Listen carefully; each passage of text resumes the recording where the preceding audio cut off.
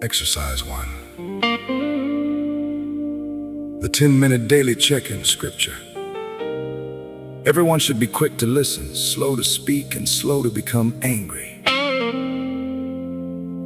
Purpose. Create a daily habit of listening to one another. Exercise. Set aside 10 minutes without television or phones. First 5 minutes, spouse number 1 talks while spouse number 2 listens. Next 5 minutes, switch roles.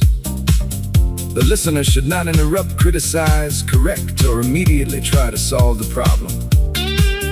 Talk about it. What was the best part of your day? What was the hardest part? What are you worried about? What are you looking forward to? How can I support you? Our commitment. This week we will have our daily check-in at